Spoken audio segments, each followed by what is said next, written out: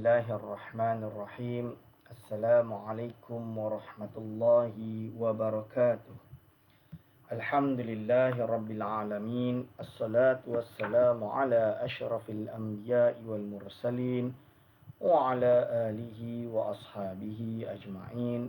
Wala hawla wala quwwata illa billahil aliyil azim. Allahumma la sahla illa ma ja'altahu sahla wa anta taj'alu hazana idza syi'ta sahla. Rabbi shrah li sadri wa yassir li amri wahlul 'uqdatam min lisani yafqahu qawli, amma ba'du. Kepada yang terhormat Imam Besar Masjid Wilayah Persekutuan yang saya hormati dan saya kasihi, pada segenap asatizah, para alim ulama, para a'immah di masjid yang mulia ini, pada segenap hadirin wal hadirat hafizakumullah.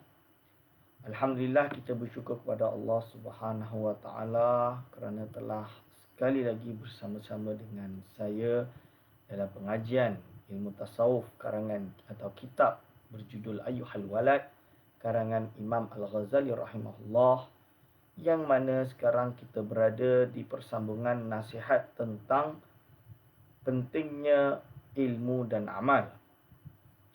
Imam Ghazali rahimahullah menjelaskan kepada muridnya yang meminta nasihat daripada beliau dengan berkata, Qala mu'allifur rahimahullah wa nafa'ana bihi wa bi ulumihi amin.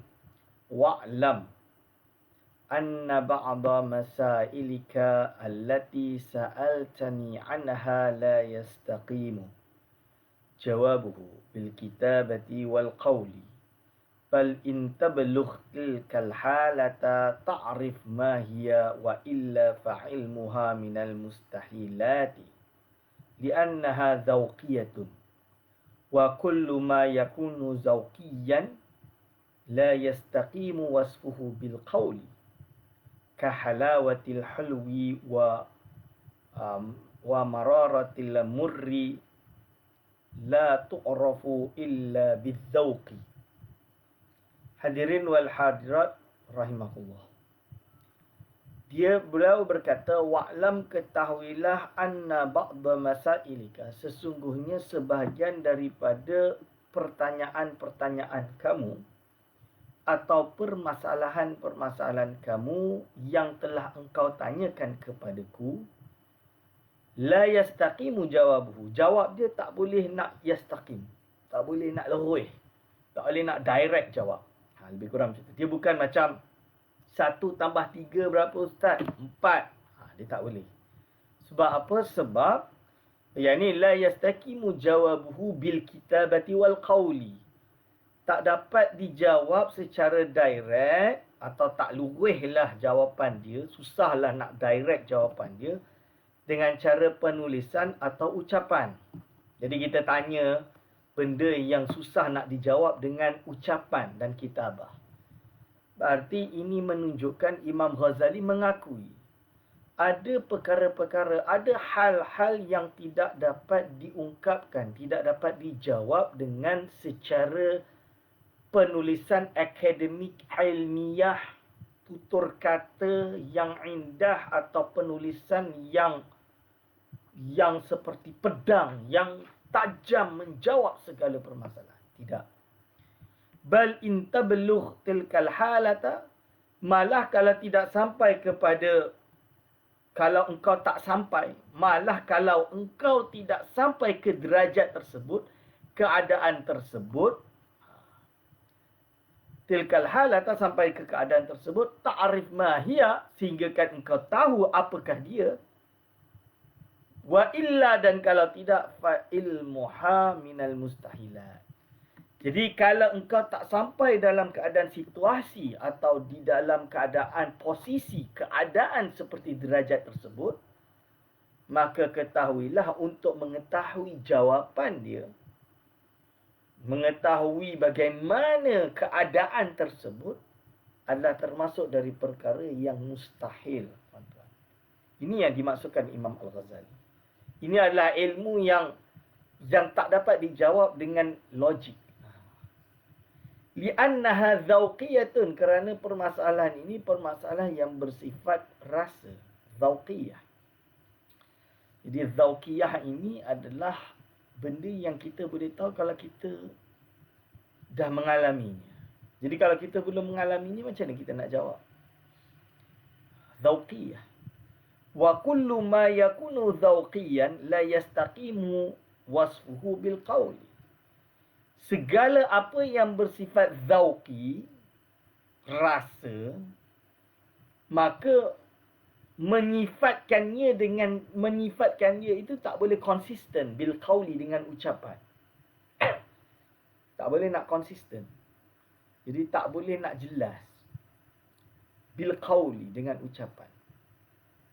Kahalawatil hulwi, seperti apa manisnya manisan. Macam mana tuan-tuan nak jelaskan kepada saya manisnya atau sedapnya sebuah kek atau sebuah, contohlah, ada satu kedai kek di Pabika.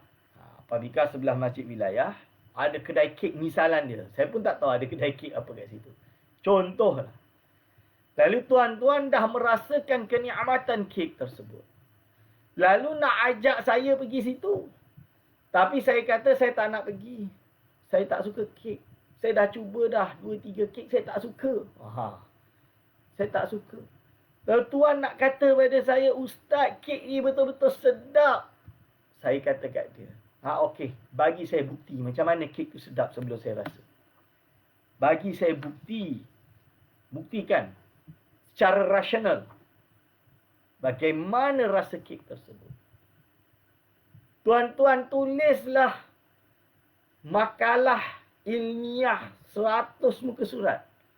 Saya tidak akan mungkin merasakan hakikat nikmat rasa kek tersebut selagi saya tidak mengambil kek tersebut dan merasai. Betul ke tidak? Cuba kita renungkan. Ini dia kata, kahalawatil hulwi. But how you want to describe macam mana the sweetness, kemanisan sebuah manisan tersebut? Susah. Wa mararatil murri, dan bagaimana rasanya, iaitu rasa pahitnya perkara yang pahit. Perkara yang pahit. Jadi contoh dia, makan buah mempelam yang tak masak tu, rasa pahit kan. Mempelam tu rekat pahit, masam. Masam macam tu. So, ada orang memang suka, nikmat sangat. Bagi dia, dah memang, Masya Allah, nikmat dia, Masya Allah. Jadi orang yang tak tahu rasa, pelik. Durian. Kita cakap dekat satu dunia, makanan, buah yang terbaik di dunia adalah durian. Durian ni, Masya Allah, Syekh. Kalau masuk tu dalam mulut tu, nikmat dia, Masya Allah. Datang orang Arab, dia tengok dah pelik, buka je bau dia, lari, dia kata ini buah jahanam ni. Betul. Saya ada bawa tamu orang Arab, guru saya, suami isteri. Si suami suka, si isteri lari. Dia tak suka, dia kata, rasa dia macam buah jahanam. Suami dia suka, dia kata, tak, dia sedap, tapi aku boleh makan 3 biji je. Tak kuat, dia kata, tapi sedap. Tengok, macam mana nak describe? Tak boleh nak describe. Kerana apa? Soalan-soalan yang bersifat pengalaman rohani. Ini bukan perkara yang boleh kita jawab dengan lisan, tuan-tuan. Bukan boleh jawab dengan tulisan. Perkara ini dirasai. Ketika dah sampai level tersebut, baru kita boleh ungkapkan. Tapi kita boleh ungkap pada diri kita, bukan pada yang lain. Cara untuk mengungkapkan kepada yang lain, untuk mengajak cara sama macam mana saya boleh sampai ke derajat itu. Cuba entah buat. Contoh dia, kenikmatan zikir. Macam mana tuan-tuan nak buat seseorang boleh sampai maqam ihsan? An ta'budallaha ka'annaka tarah. Soal engkau beribadah kepada Allah seolah-olah engkau melihatnya. Melihat Allah Subhanahu. Macam mana nak buat kefahaman pada orang beribadah dia itu boleh sampai seolah-olah dia melihat Allah. Ini bukan perkara yang rasional.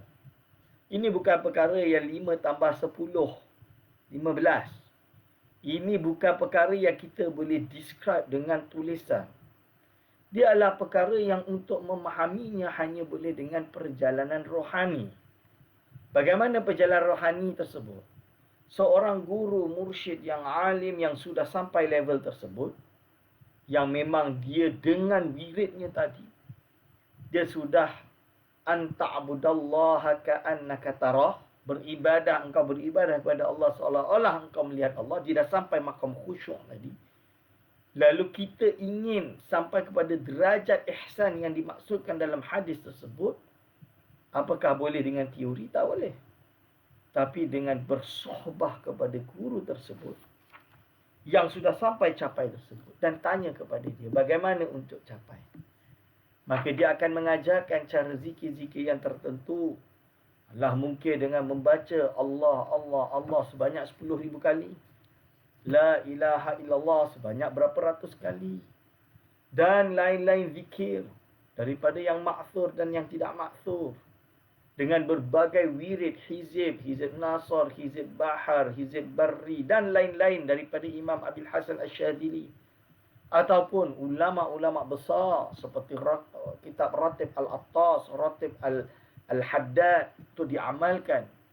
Seperti yang terkenal di alam Melayu yang diterjemahkan oleh ulama Melayu iaitu Tokku Melaka, nama kitabnya Dalailul Khairat yang dibaca pada setiap petang di masjid-masjid di Terengganu misalnya.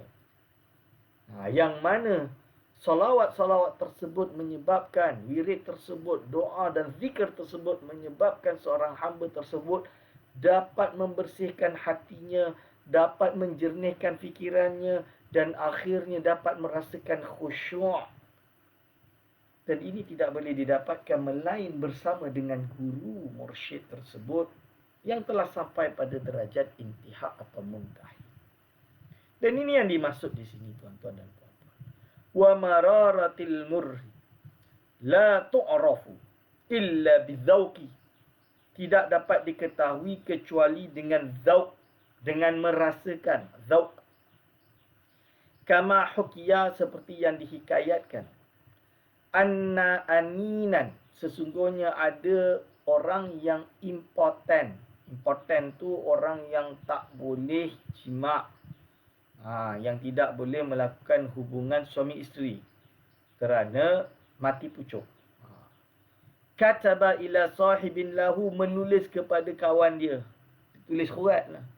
Arifni lazzatal mujama'ati, tolong kabarkan kepada aku bagaimana kelazatan iaitu hubungan suami isteri. Kaifa takunu, macam mana rasa dia? Lazat dia macam mana? Fakataba fi jawabihi, maka kawan dia pun jawab kat dia. Ya fulanun, hey fulan. Si Polan, inni kuntu hasibtuka aninan faqat. Inninan faqat, maaf. Aku sangka engkau ni seorang yang impoten sahaja, orang yang mati pucuk sahaja. Wal an araftu annaka inninun wa ahmaq. Sekarang aku dah tahu dah yang engkau ni bukan hanya mati pucuk, tapi juga engkau ini seorang yang ahmaq, yang bodoh. Lianna hadhihi ladzata dzauqiyatun, kerana apa? Kerana kelazatan ini bersifat dzauqi, rasa. Intasil ilaiha ta'rif, kalau sampai padanya kau tahulah. Wa illa, kalau tidak, la yastaqim, tak tahu. Wasfuha, bagaimana bentuk dia. Bil qauli, sama ada dengan ucapan, bil kitabat wal kitabati, atau tulisan.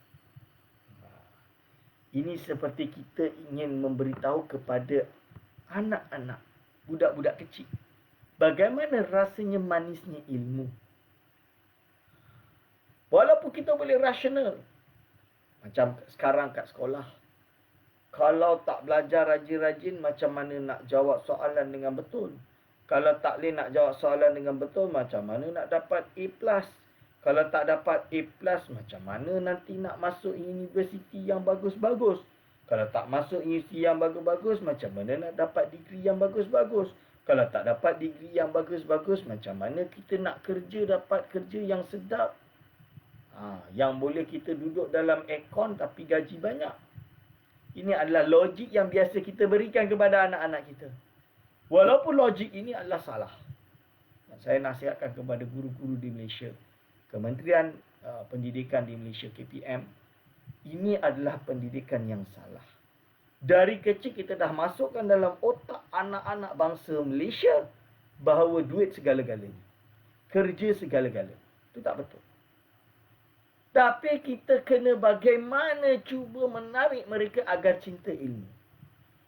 Tapi susah. Tak boleh nak berbentuk tulisan, tak boleh nak berbentuk ucapan.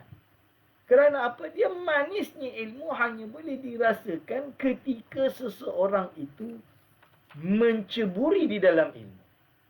Bila kita tahu, kita dah baca banyak, kita dah ada ilmu, lulus universiti ke, lulus pondok ke, jadi ulama yang hebat ke, ada berbagai soalan kita tahu dekat mana sumber kita boleh jawab. Kalau ahli fizik tu, dia dengar je dia dah keluar quotation dah. Manis ilmu tu dia dah rasa. So macam mana nak terangkan perkara kemanisan ilmu kepada anak yang kecil? Tak boleh, susah. Kerana dia masih tak sampai. Dan dia kena rasa ilmu tu dulu.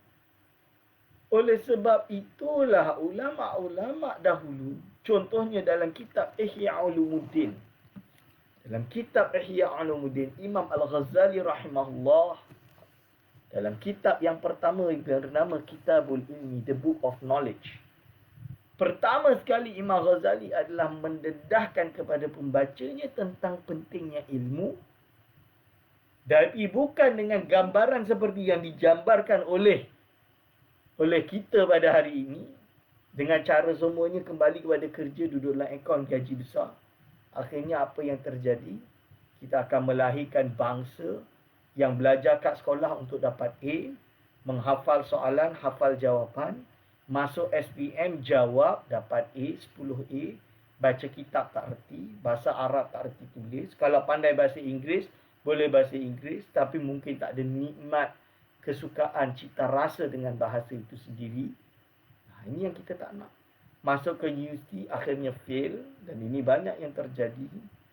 10A student masuk universiti fail kerana dia tidak merasa penting falsafah hidup itu sendiri.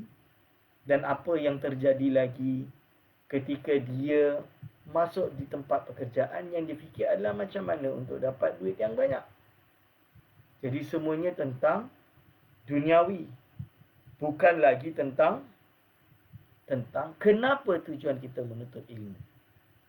Supaya kita dapat mendekatkan diri kepada Allah, supaya kita dapat memberi manfaat kepada umat, supaya kita sendiri tahu bahawa ilmu ini adalah ilmu yang wajib untuk dipelajari. Kita ingin melahirkan bangsa kita bangsa yang cinta ilmu. Bukan melahirkan bangsa kita yang dapat 10A, stam, mumtaz, mutasofi, baca kitab tak erti. Kita tak nak sebenarnya. Kita nak lulus 10A, mumtaz, mutasofi. Ya, bagi mumtaz, mutasofi, semua kitab dia boleh baca. Kita nak lahirkan seperti itu. Ini adalah tugas kita. Biarlah kalau kita pointer terus. Tak sepatutnya memaksa guru besar untuk mendapat pointer yang tinggi. Sebab belum tentu dengan pointer yang tinggi anak didik dia bagus. So apa meter dia nak kira, Ustaz? Kita tak boleh guna cara seperti itu. Kita tak boleh ada KPI dengan cara seperti itu. Statistik begitu. Kerana ini adalah perkara zauqiyah. Tarbiyah ini adalah perkara zauqiyah. Bersifat rasa. Ini yang dijelaskan oleh Imam Ghazali. Jadi kita tahu bahawa kita boleh cuba mendidik dengan ma yakhruju minal qalbi yaqa'u fil qalbi. Apa yang keluar daripada hati, dalam hati, dia akan masuk dalam hati juga. So kita mengajar kerana kita cinta. Kita cinta murid kita. Saya berpengalaman mengajar di pondok, kami tidak dapat gaji yang banyak. Bukan gaji yang banyak, tak dapat gaji. Hanya 200-100 ringgit setahun. Tapi saya mengajar 6 tahun di pondok. Khidmat. Tujuan dia sayang untuk guru kami dan kami khidmat untuk menolong dia mendidik pelajar-pelajar pondok. Dan pelajar pondok ni, yuran dia bukannya RM600 sebulan. Tak macam sekolah-sekolah agama yang ada dekat Malaysia. Kami di pondok, yuran dia terus terang RM300 setahun. RM300 setahun. Misalnya. Tapi yang penting bagi kami adalah ilmu. Dan guru yang mengajar untuk ilmu. Untuk menyebarkan ilmu. Melatih belajar. Kami ingin murid-murid itu pandai. Seperti mana waktu kami belajar, ingin guru kami itu mengajar kami sehingga kami pandai. Tahu ilmu. Boleh baca kitab. Lulus tak lulus ujian tu urusan lain. A tak A tu urusan lain. Nombor 1, nombor 2 itu urusan lain. Itu urusan duniawi. Tapi yang penting ada ilmu tak? Ini. Kerana apa? Pertama kami menjejak kaki masuk di pondok. Kami telah dididik tujuan menuntut ilmu. Ikhlas tu tadi. Kerana kami dididik, kenapa kita pergi ke pondok? Kenapa kita menuntut ilmu? Kenapa ilmu itu sangat berharga? Bukan kerana uang. Bukan kerana jawatan. Bukan kerana semua perkara-perkara dunia. Tapi kerana ini fardu. Allah suruh ni. Kalau tak nanti masuk neraka apa nak jadi? Kerana apa? Kerana kalau dah ada ilmu, orang susah nak tipu kita. Orang duk cakap ni keluarkan apa hukum ke fatwa ke yang tak betul ni kita boleh tahu tu betul ke tak betul. Nak kata apa? Kita dah hatam kitab ni. Bila orang bertanya ni hukum dia apa, kita tahu sumber dia. Kalau ada isu terbaru kita boleh jawab. Dan jawab ni bukan nak tunjuk kita hebat, bukan. Tapi kerana umat perlu jawapan. Jangan pula jadi orang yang hanya ingin memporak-porandakan umat. Tahu hukum, tahu sedikit ilmu, datang dengan berbagai konspirasi teori. Mengajak umat untuk tidak mengikuti sesuatu. Mengajak umat untuk meninggalkan keselamatan, pergi kepada kehancuran seperti yang terjadi hari ini. Dalam keadaan COVID ni macam-macam teori keluar, konspirasi teori. Umat sepatutnya, ulama sepatutnya mengajak kepada kebenaran, kebaikan. Jangan mengmula keluarkan teori dengan mengatakan macam-macam. Tentang vaksin lah, itulah, dajjal lah, apalah. Ini jelas di dalam Islam. Kita disuruh untuk tadawi, berobat dan prevention, pencegahan. Ini adalah kena perlu kepada ahlul khibrah. Dan rujuklah kepada ahlul khibrah. Misalan dia, tuan-tuan dan puan-puan. Ayuhal walad, wahai anakku. Ba'du masailika min hadzal qabil. Beberapa masalahmu dari jalur ini. Jadi masalahmu ni ada benda-benda yang bersifat zauqi. Susah nak cakap. Kau nak minta nasihat apa ke aku? Kau dah belajar banyak ni, kau dah tahulah sepatutnya. Lebih kurang macam itulah nak kata. Wa ammal ba'du alladhi yastaqimu lahu al-jawab. Okey, ada sebahagian soalan yang boleh untuk dijawab. Yang mana kalau jawab ni bolehlah, selesailah. Faqad zakarnahu, yang mana telah aku sebutkan fi Ihya'i Ulumi, iaitu dalam kitab Ihya' Ulumuddin. Jadi Imam Ghazali dah sebut perkara ini dalam kitab Ihya' Ulumuddin. Wa ghairihi, dan kitab-kitab lain. Wa nadhkuru huna nubadhan minhu, dan sekarang aku nak sebutkan sebahagian daripadanya. Wa nushiru ilaihi, dan aku mengisyarahkannya kepadamu.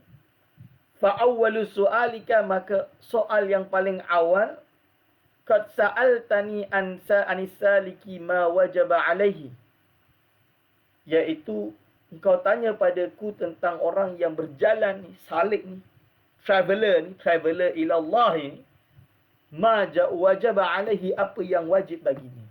Ni aku nak khabar ni. Ini aku boleh jawab. Ni aku boleh jawab. Masalah kau nak sampai derajat ihsan tu bab lain.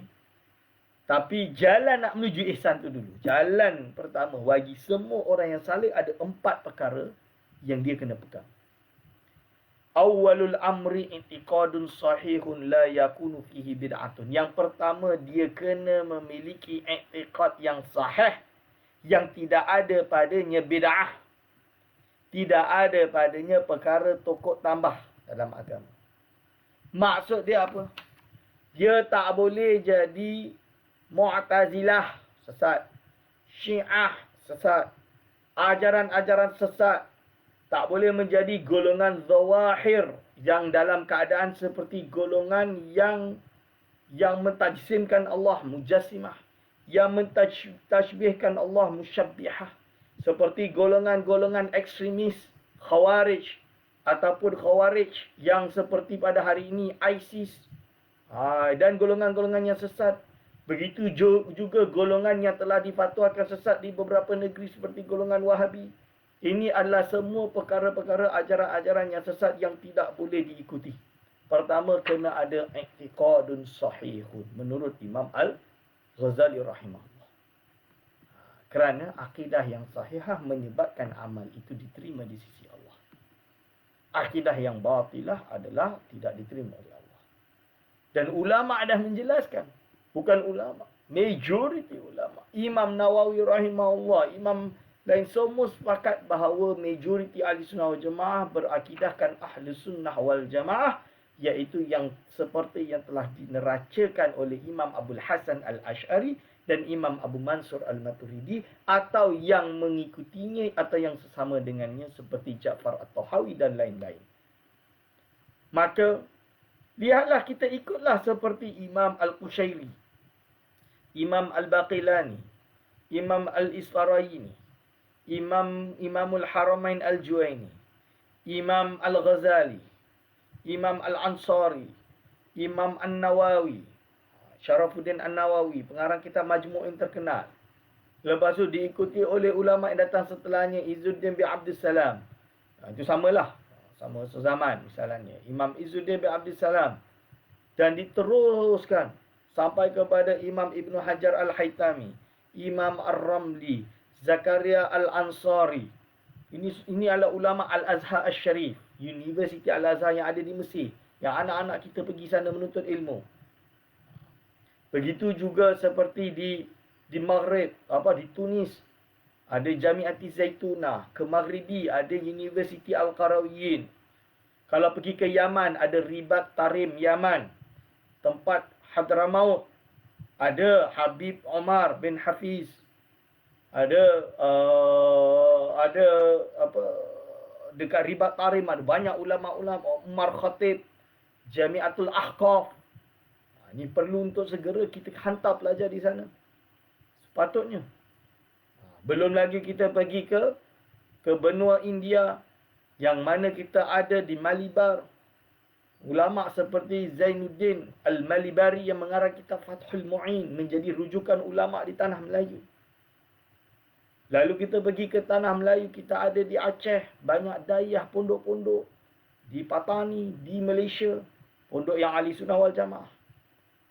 Lalu kita pergi lagi di Pulau Jawa, kita ada Jamiah Nahdlatul Ulama yang mana berafiliasi dengannya banyak pondok yang mana pengikut dia, anggota dia sampai kepada 90 juta umat. Dan mereka adalah majoriti ahli sunnah wal jamaah, dan perkara ini telah disyarahkan oleh oleh Dr. Usama Said Al-Azhari, iaitu seorang ulama di Universiti Al-Azhar, di dalam kitabnya Al-Haqqu Al-Mubin, yang dia menjelaskan secara jelas ahli sunnah wal jamaah seperti apa. Baca kitab tersebut, baca dan fahami dan terapkan. Hadirin wal hadirat hafizakumullah. Ini yang pertama, awalul amr. Wathani, kata Imam Al-Ghazali, taubatun.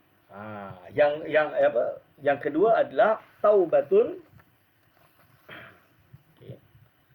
Yang kedua adalah taubatun nasuhun. Taubatun nasuhun adalah taubat nasuha. La tarji'u ba'dahu illal zallati. Yang mana taubat tadi tidak akan membuat seseorang itu jatuh balik ke dalam ketenggelinciran, dalam kesesatan. Maksud dia apa? Kita ini lahir Muslim misalnya. Jadi kita dari kecil kita ni tak nampak. Kita dah lupa yang pernah kita janji pada Allah SWT. Iaitu bila Allah SWT mengumpulkan semua makhluknya, lalu ada alam musyahadah. Alastu bi rabbikum qalu bala syahidna. Kita semua menjawab bala syahidna. Benar kami menyaksikanmu ya Allah. Lalu kita pun nanti kan akhirnya kita dimasukkan di dalam roh kita dimasukkan di dalam janin-janin ibu kita. Akhirnya kita pun dilahirkan. Kita lahir ni kita tak tahu. Kita tak ada ilmu, zero. Kosong. So kita lupa. Kita lupa yang kita pernah bersaksi di depan Allah Subhanahu Wa Taala. Lalu, okey, kita membesar, ada dosa-dosa yang kita buat sambil ilmu yang kita kumpulkan. Dan ada yang sudah sadar, ada yang belum sadar. Itu kita iktiraf. Manusia seperti itu. So apabila kita dah tahu kita akan berjalan di jalan tasawuf ini, maka setelah memiliki i'tikad yang sahih, seperti yang dijelaskan oleh Imam Al-Ghazali, maka kita kena ada tauban nasuhan. Taubat yang nasuha, yang tidak akan kembali kepada buat salah kesalahan tadi. Berarti tuan-tuan yang mana-mana termasuk diri saya, yang dosa-dosa pernah kita buat, kita percayalah bahawa semua kesalahan kita itu akan diampunkan oleh Allah Subhanahu Wa Taala dengan syarat taubat nasuha. Sebab itu kalau kita buka kitab-kitab tasawuf yang besar, pertama sekali kita masuk dalam ilmu tasawuf, dia terangkan apa itu definisi. Dan bab pertama adalah bab taubat. Buka dalam kitab Riyadhus Salihin. Imam An-Nawawi rahimahullah juga membahas tentang taubat. Belum lagi kitab-kitab yang lain. Jadi pertama sekali tuan-tuan taubat. Taubat. Okey. Wasalisatu istirda'ul khusumi hatta la yabqa li ahadin 'alaika haqqun. Iaitu apa? Meredai, istirda', mencari ampun. Lebih kurang macam itulah. Mencari ampun. Reconciliation. Reconcile. Kena reconcile balik dengan semua musuh. Reconcile balik dengan semua musuh hatta la yabqa li ahadin 'alaika haqqun. Sampai tidak sisa lagi seorang pun daripada engkau ada hak. Iaitu apa? Jadi kita tak hutang lagi kepada orang lain. Kita minta ampun. Kalau ada yang kita hutang, kita bayarlah. Itu maksud dia. Semualah kesalahan kita minta lah. Contoh dia, ada budak ni pernah kita gaduh, kita penampar dia tak sempat tampar kita. Kita minta tolong tampar aku balik. Kalau tak, selesaikan. Misalan dia. Ini contoh wasalisu. Istirda'ul khusum. Warrabi'u, yang keempat. Tahsilul ilmi syari'ati qadra ma tuaddi bihi awamirallahi ta'ala. Faziyadatu ala hadzal qadari laysa biwajibin. Thumma minal ulumil akhirati ma yakunu fihi an-najat. Maksud dia apa? Yang keempat adalah menghasilkan ilmu syariah. Jadi kena belajar ilmu syariah. Sekadar apa yang dapat ditunaikan atau dengan ilmu itu untuk menunaikan segala perintah Allah. Melebihi dari tersebut adalah tidak wajib. Maksud dia apa? Tuan-tuan dan puan-puan yang dah bertahun-tahun ni pergi urusan dunia je. Wajib menuntut ilmu sekadar yang boleh mengeluarkan tuan-tuan dan puan-puan dari apa yang wajib dan menjauhi apa yang larang. Itu nama dia ilmu fardu ain. Itu wajib untuk menuntut ilmu. Orang awam susah, Ustaz. Bahasa Arab, saya dah tua belajar bahasa Arab, tak pandai-pandai, Ustaz. Kan ada orang tua belajar bahasa Arab, tak pandai-pandai. Macam mana ni nak jadi ulama'? Ulama' ni tak payahlah. Nak khabar, okey. Kalau tak pandai, tak apalah. Tak payah belajar bahasa Arab. Cukup belajar fardu ain. Lepas tu mengaji tasawuf untuk bersihkan hati. Yang simple-simple. Bidayatul hidayah. Dan lain-lain.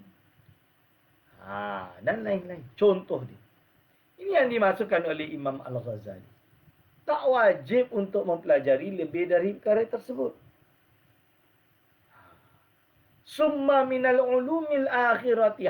Bila dah habis tu, barulah tambah dengan ulumil akhirah. Ma yakunu fihi an-najat. Yang mana akan, iaitu ilmu akhirat, iaitu ilmu yang lebih tinggi dari itu, yang insya-Allah akan diterangkan nanti. Yang mana boleh mendapatkan keselamatan an-najat. Salvation. Yang mana ini adalah ulumul akhirah. Ulumul akhirah ini mungkin ini adalah bagaimana kita ingin untuk mendapatkan kebahagiaan, sa'adah, the happiness, the true happiness di akhirat kelak. Hadirin wal hadirat hafizakumullah. Telah berkata Hukiya an-Nashibliyya rahimahullahu ta'ala. Dihikayatkan bahawa sesungguhnya Ash-Shibli. Shibli ni siapa? Shibli ini adalah seorang wali yang terkenal di Baghdad. Rahimahullah. Khadima 400 ustazin. Shibli ini dia dah pernah berkhidmat kepada 400 guru. Wa qala qara'tu 4,000 hadis. Dan dia berkata, aku dah baca, dah mengaji 4,000 hadis. Tuan-tuan, berapa ribu hadis dah ngaji? Tak payah ribu. Berapa ratus hadis? Hadis 40 Imam Nawawi dah khatam. Itu pertanyaan yang biasanya orang tanya. Dah khatam tu kalau di pondok kami, dah hafal? Itu pertanyaan. Dah hafal belum? Belum hafal, tak sah lagi lah. Kita ni sekarang kat Malaysia ni baru tahap ngaji je hadis 40. Hafal memang tak lah. Betul. Ngaji pun ada masjid hadis 40, 2 tahun tak khatam-khatam. 2 tahun tak khatam-khatam pun ada. So dia kata kat sini, aku dah ngaji 4,000 hadis. Summa ikhtartu minha hadisan wahidin. Lalu aku kumpulkan, aku ambil satu hadis sahaja. Amil tu, dan aku beramal dengan satu hadis ini. Bihi. Amil tu bihi. Aku mengamal dengan satu hadis ini.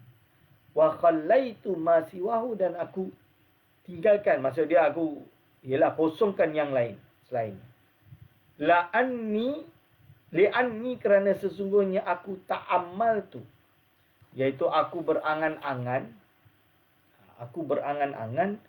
Fawajadtu khalasi. Maka aku temukan keselamatanku. Wan najati, iaitu keselamatanku fihi, padanya. Wa kana, pada hadis tersebut. Wa kana ilmul awwalin wal akhirin kulluhu mundarijan fihi. Dan ketahuilah, ilmu ulama-ulama, para wali-wali, para anbiya yang terdahulu, wal akhirin, dan yang terkemudian, kulluhu, semuanya berada di dalam hadis ini. Faktafaitu bihi, maka aku cukupkan dengan hadis ini. Dan aku nak amalkanlah hadis ini. Itu maksudnya. Wa dzalika, hadis tersebut adalah anna Rasulullah sallallahu alaihi wasallam, sesungguhnya Nabi Muhammad sallallahu alaihi wasallam qala, telah bersabda li ba'di ashabihi, kepada sebahagian sahabatnya, i'mal li dunyaka biqadri muqamika fiha. Iaitu apa? Amallah duniamu. Kau beramal, kau bekerja untuk dunia engkau hanya sekadar di mana engkau perlu hidup di dunia tersebut. Maksud tak payah gila-gila sampai nak jadi kaya raya, sampai nak lupa dunia. Kan ada orang kerana terlalu gila mengejar dunia, dia sanggup kata kalau masuk waktu solat, tak apalah, biar aku dah kaya raya, dah jadi milioner nanti, barulah aku boleh pencen, aku nak ibadah solat. Qadha balik semua solat aku yang tertinggal. Ini golongan yang sesat. Tak boleh ikut. Ini golongan sesat. I'mal li dunyaka, kita kerja hanya sekadar untuk kita boleh hidup. Biqadri muqamika fiha. Sekadar apa yang engkau akan bermukim tinggal di dunia ini. Wa'mal li akhiratika biqadri baqaika. Dan beramallah. Beramal li akhiratika dengan akhirat engkau.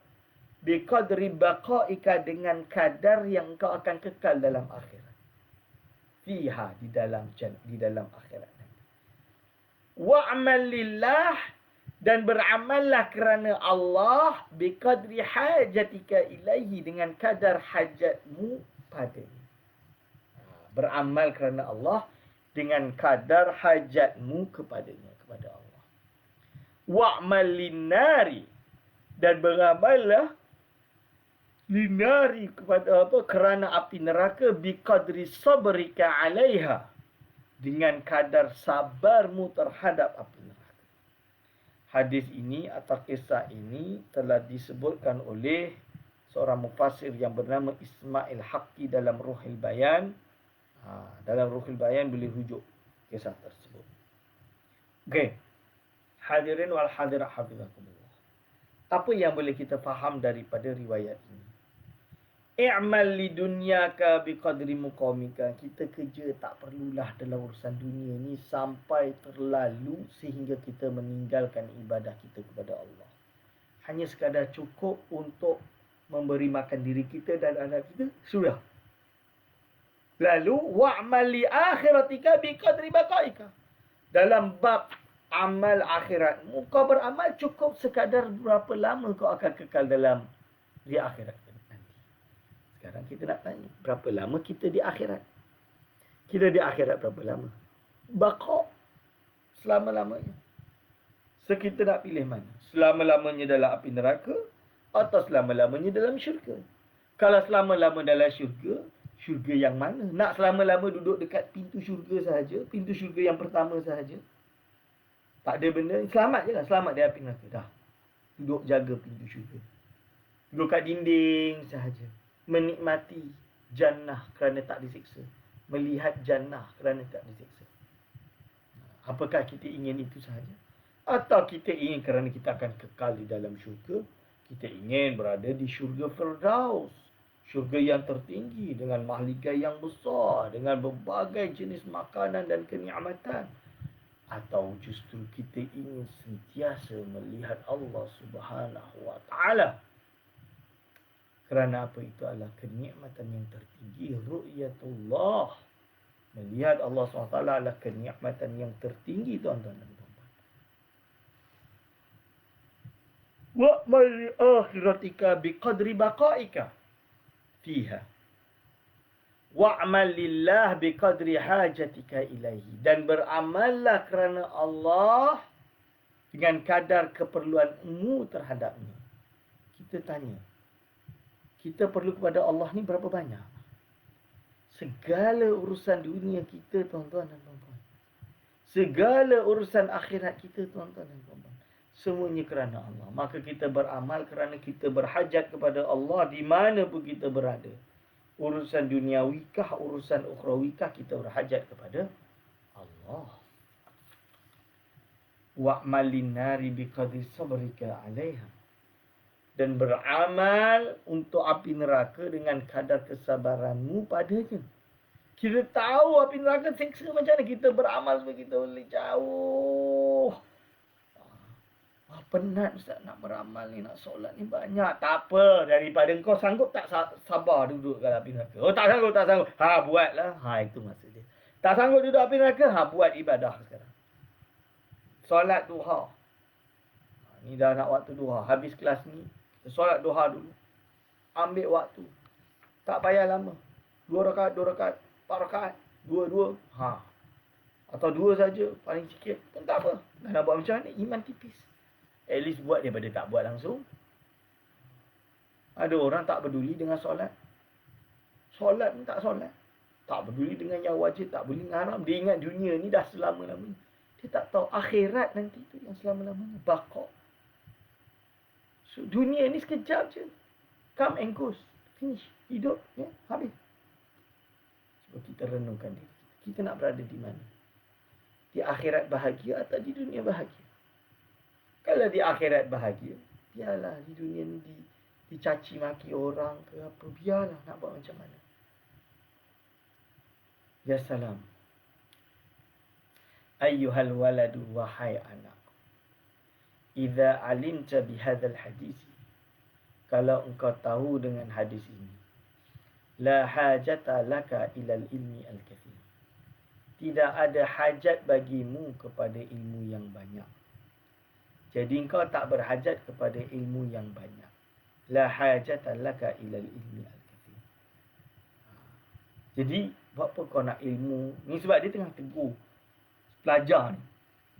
Yang dah mengaji lama-lama tak faham-faham juga. Dah mengaji lama-lama boleh pertanyakan juga. Macam sekarang lah.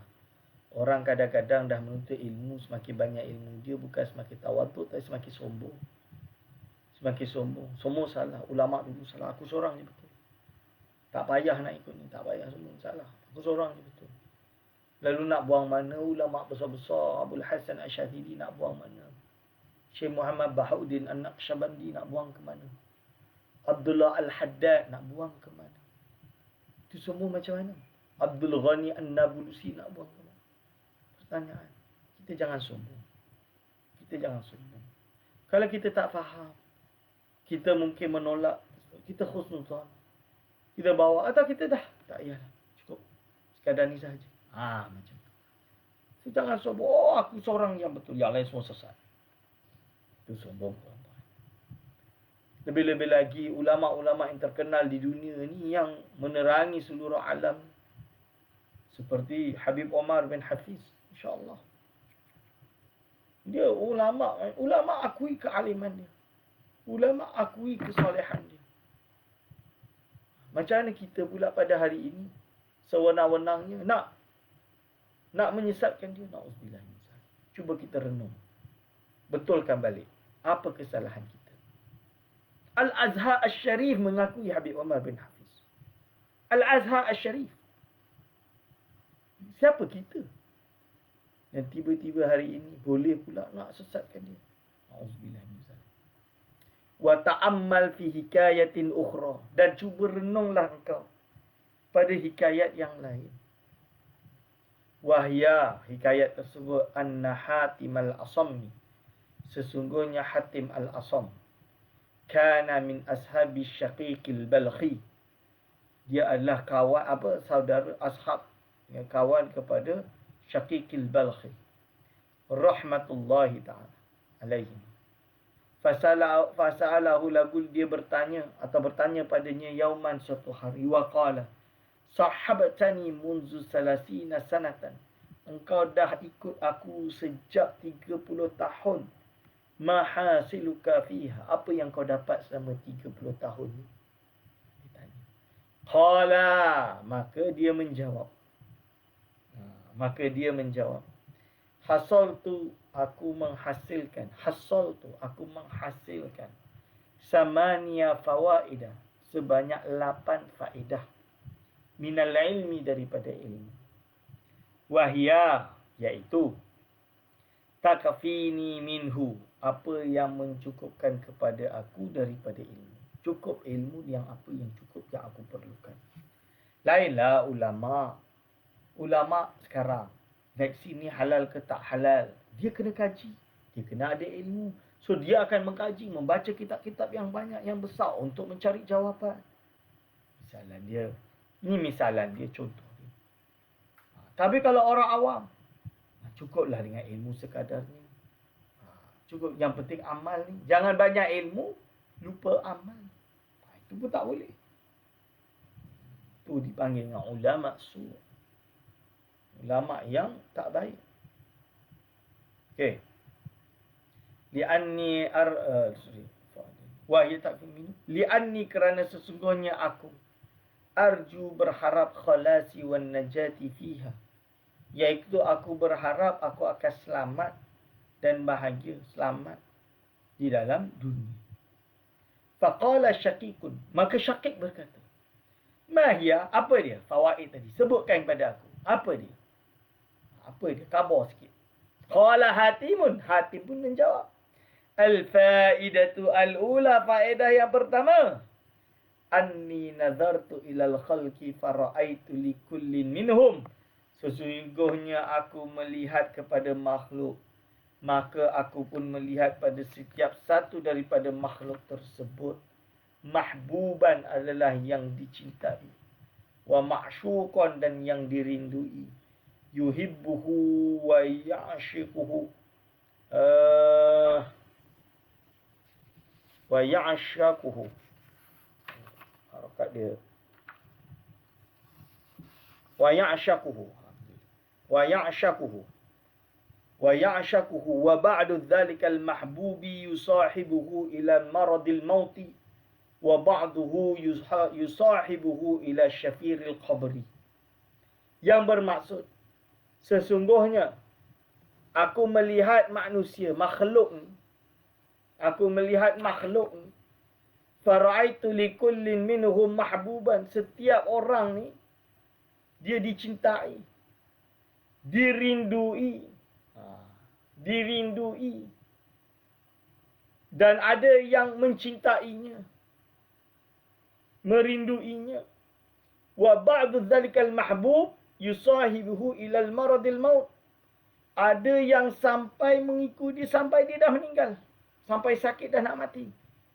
Wa ba'duhu, dan sebahagiannya akan mengikutinya sampai masuk di dalam kubur. Ila syafirul qabri, sampai masuk dalam kubur. Sampai masuk dalam kubur. Ada yang kata macam sampai macam tu lah di dunia ni. Summa yarji'u kulluhu wa yatruku faridan wahidan. Lalu apa terjadi? Semua orang akan meninggal, akan balik dan meninggalkan dia seorang-seorang dekat kubur tadi. Wala yadkhulu ma'ahu fi qabrihi minhum ahadun. Tidak masuk bersamanya di dalam kubur seorang pun daripada mereka. Jadi orang yang mengiringi tadi tak ada seorang pun masuk kubur bersama dia. Tak ada. Semua dah meninggalkan dia. Semua balik. Tatafakar tu, maka aku pun fikir-fikir. Aku pun berfikir-fikir. Wa qultu, dan aku berkata. Afdalu mahbubil mar'i ma yadkhulu ma'ahu fi qabrihi. Sebaik-baiknya yang dicintai seseorang itu apa yang masuk bersamanya di dalam kuburannya. Wa yu'annisuhu, dan akan menyayangi dia, yang akan kesiankan dia lah. Yang akan membuat dia bahagia lah. Di dalam. Fama wajadtuhu illa al-a'mal as-salihah.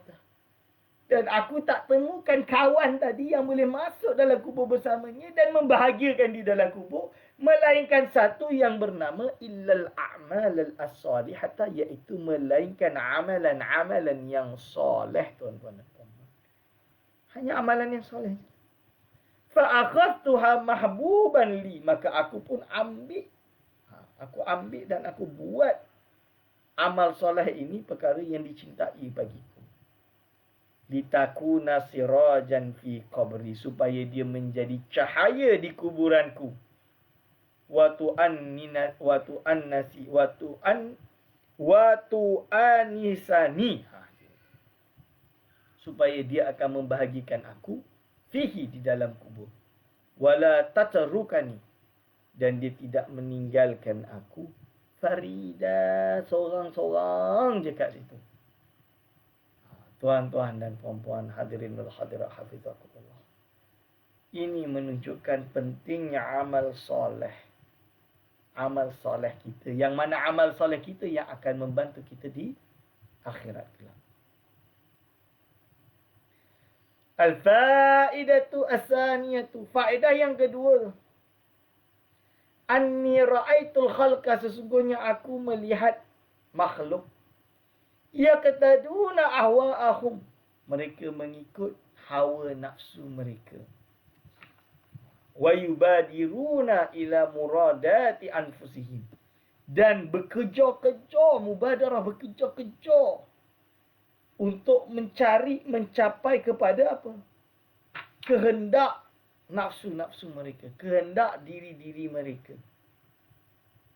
Fata'ammaltu, maka aku pun berangan-angan. Fi qaulihi, pada firman Allah Subhanahu wa taala. Wa amma man khafa maqama rabbih wa naha nafsa anil hawa fa innal jannata hiyal ma'wa. Barang siapa yang takut iaitu terhadap Allah Subhanahu wa taala.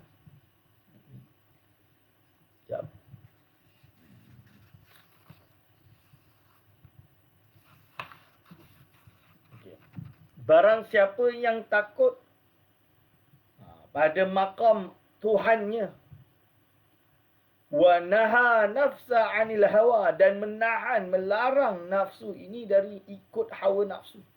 Dia harang diri dia daripada ikut hawa nafsu.